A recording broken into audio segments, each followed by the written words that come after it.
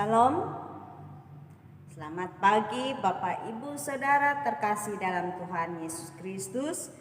Bertemu kembali dengan saya Pendeta Indriana dalam acara Ragi Renungan Pagi hari Kamis tanggal 24 September 2020. Renungan kita pada pagi hari ini diambil dari kitab Yakobus pasal 4 ayat 11 hingga ayat yang ke-16 dengan tema fitnah dan kesombongan.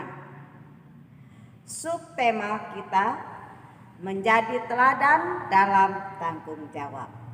Sebelum kita bersama-sama membuka firman Tuhan dan merenungkannya, marilah kita bersatu dalam doa. Ya Tuhan Allah Bapa dalam kerajaan surga, saatnya kami akan membuka dan merenungkan akan firman-Mu. Biarlah firman-Mu ini ya Tuhan memperbaharui sifat dan tindak perbuatan kami sehari-hari ya Tuhan sebagai anak-anak Tuhan, agar kami tidak memiliki sifat yang suka memfitnah ataupun bersifat sombong terhadap orang lain. Marilah ya Tuhan penuhi kami dengan kuasa Roh Kudus-Mu. Kami sedia untuk mendengarkan firman-Mu dan hamba-Mu siap untuk memberitakannya.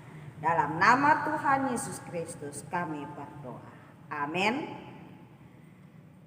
Kita bersama-sama buka firman Tuhan dari kitab Yakobus pasal 4 ayat 11 hingga ayat yang ke-16 dengan perikop jangan memfitnah orang.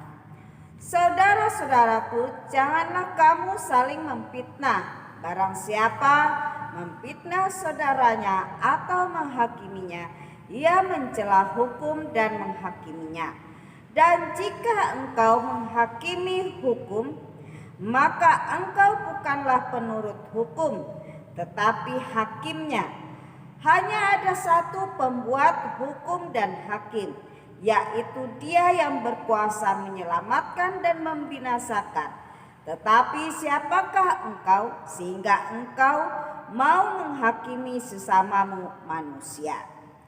Perikop kedua, jangan melupakan Tuhan dalam perencanaan. Jadi sekarang, hai kamu yang berkata hari ini atau besok kami berangkat ke kota anu, dan di sana kami akan tinggal setahun dan berdagang serta mendapat untung. Sedangkan kamu tidak tahu apa yang akan terjadi besok. Apakah arti hidupmu? Hidupmu itu sama seperti uap yang sebentar saja kelihatan lalu lenyap.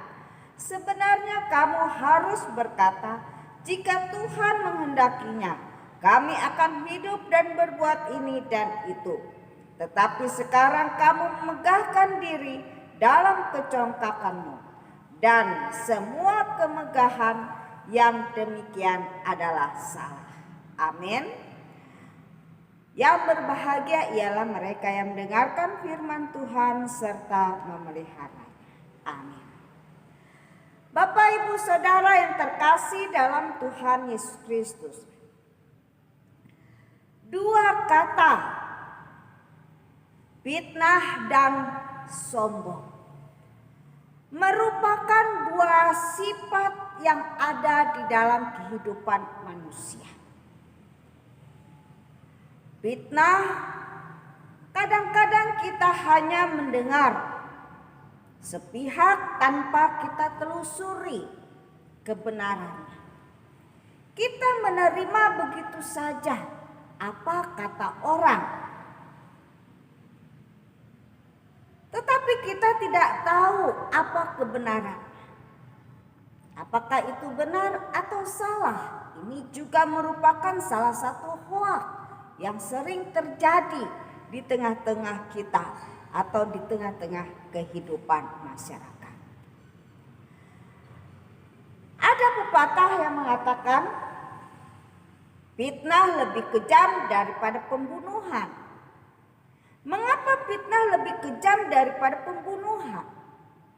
Oh, rupanya kata fitnah dapat membuat orang sakit hati, dapat membuat orang benci, dendam, dan akhirnya yang fatal ialah orang itu dapat berbuat nekat untuk menghabisi atau membunuh orang yang memfitnah dia. Fitnah datangnya dari lidah yang tak bertulang. Artinya karena lidah kita yang merupakan anggota tubuh yang paling kecil tetapi mempunyai kuasa untuk memberkati dan mengutuk orang.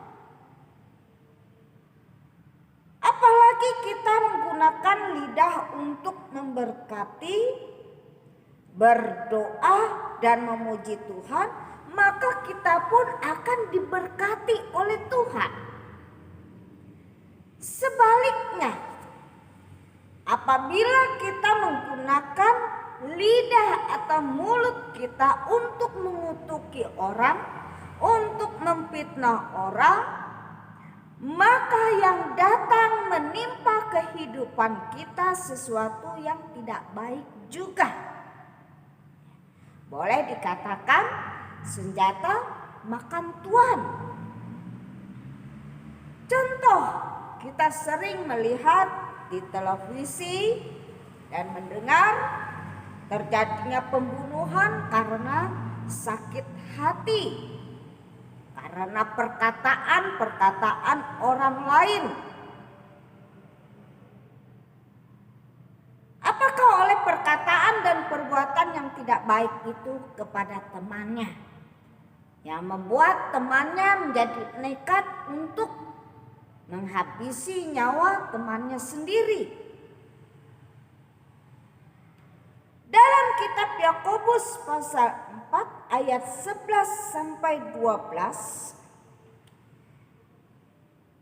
kita dilarang untuk memfitnah dan menghakimi saudara kita atau orang lain. Karena jika kita memfitnah dan menghakimi, maka kita bukan menjadi penurut hukum, melainkan menjadi pelanggar hukum itu sendiri. Kita tidak mempunyai hak untuk menghakimi, untuk memfitnah orang lain. Kita seharusnya mengintrospeksi diri kita sendiri, apakah kita sudah benar, apakah kita sudah layak di hadapan Tuhan. Di sini kita belajar daripada firman Tuhan. Tuhan mengatakan Tuhan yang berkuasa menyelamatkan dan membinasakan orang. Karena Dia yang membuat hukum. Dia sendiri yang menjadi hakim atas kehidupan seluruh umat manusia. Karena itu pembalasan adalah haknya Tuhan, bukan haknya kita. Orang lain memfitnah kita, kita ampun. Orang lain mencaci maki kita, kita harus berkati. Orang lain memfitnah kita, kita harus turut untuk mengampuni orang tersebut, mengasihi orang tersebut. Yang kedua, sombong, congkak, membanggakan diri sendiri. Seringkali yang terjadi di dalam kehidupan kita manusia, saat kita membuka mata atau bangun pagi, yang kita pikir dan kita lakukan, oh saya mau pergi kemana nih hari ini? Oh, apa yang akan saya kerjakan atau lakukan? Keberhasilan karena kepintaran, karena kekuatan, karena kemampuanku. Itu yang seringkali terjadi di dalam kehidupan kita.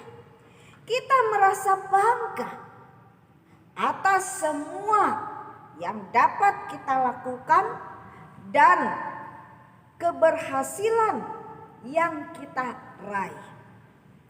Tetapi saat kita mengalami kegagalan, kita kecewa, apa yang kita lakukan? Kita menyalahkan dan menjauhkan diri daripada Tuhan.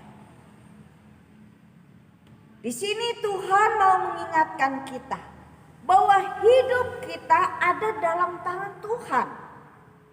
Tuhan tahu apa yang Dia harus lakukan terhadap kehidupan kita. Sebab itu dalam kitab Yakobus pasal 4 ayat 13 hingga ayat yang ke-16 mengatakan, jangan melupakan Tuhan dalam perencanaan kita.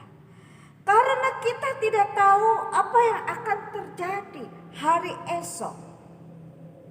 Hidup kita ini sama seperti uap yang kelihatan sebentar saja kemudian lalu lenyap.